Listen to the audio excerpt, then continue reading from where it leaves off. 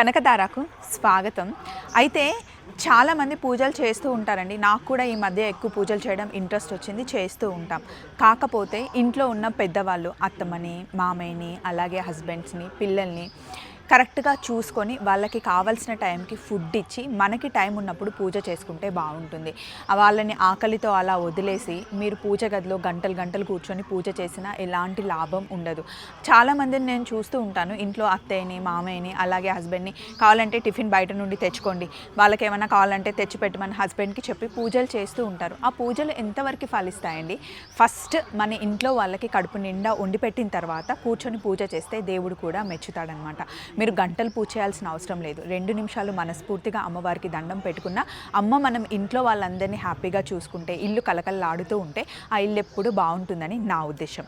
ఇంతకీ టైం కుదిరినప్పుడు, మీకు వీలైనప్పుడు కనకధార వింటున్నారా, చదువుతున్నారా? జస్ట్ మనకి 5 to 6 minutes పడుతుంది డేలో. వింటూ మీ పని మీరు చేసుకోవచ్చు.